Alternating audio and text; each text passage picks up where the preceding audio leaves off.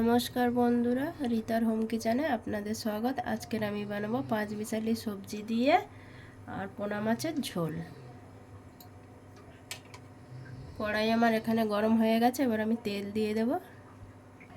তেল দিয়ে দিয়েছি আমি এখানে, তেল গরম হয়ে গেছে ভালো করে। এবার আমি মাছগুলো ভেজে নেব।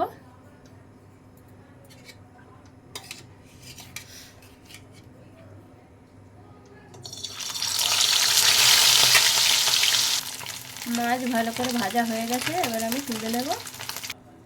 মাছ ভেজে নিয়েছি। এবার ওই কড়াইতে আমি দিয়ে দেব কয়েকটা ডালের বড়ি, বিউলির ডালের, দিয়ে এটাকেও আমি ভালো করে ভেজে তুলে নেব। বড়ি ভেজে তুলে নিয়েছি। ওই কড়াইতে দিয়ে দেব আমি জিরে ফোড়ন, আর দিয়ে দেব একটা তেজপাতা,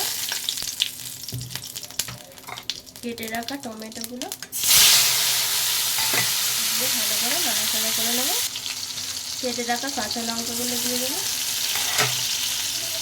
ভালো করে নাড়িয়ে নেব।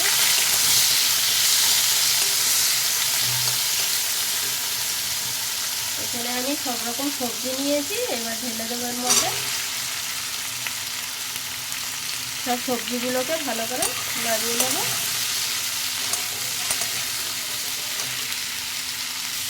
এবার দিয়ে দেবো আমি স্বাদ মতো লবণ, 1 চামচ হলুদ গুঁড়ো,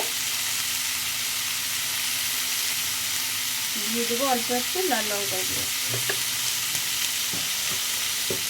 দিয়ে সবগুলোকে নাড়াচাড়া করে নেব।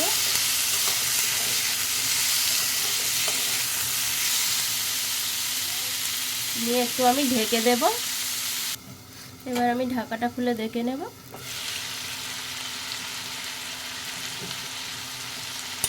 সবজি আমার এখানে পেকে এসছে। এবার আমি পরিমাণ মতন জল দেব।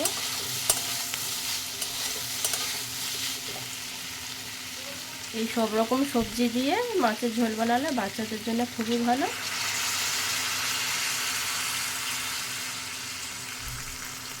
জল দিয়ে দিয়েছি।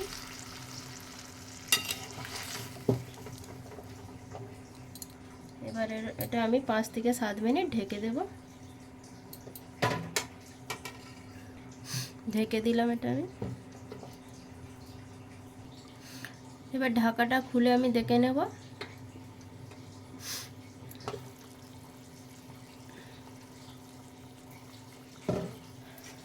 সবজিগুলো সব পেকে গেছে। এবার আমি দিয়ে দেব ভেজে রাখা মাছ আর বড়িগুলো একসাথে দিয়ে দেব, দিয়ে ভালো করে নাড়িয়ে চাড়িয়ে নেব।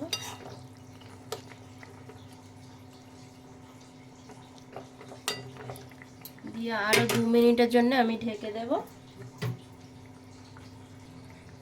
ঢেকে দিলাম একটু 2 মিনিটের জন্য। ঢাকাটা খুলে দেখে নেব। এবারে হয়ে গেছে, মাছ সবজি সব পেকে গেছে।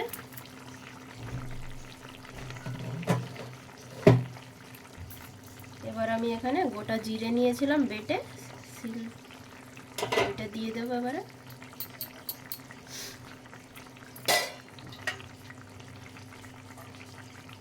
একটু জল দিয়ে দিলাম ওর মধ্যে, দিয়ে ভালো করে নাড়িয়ে নেব।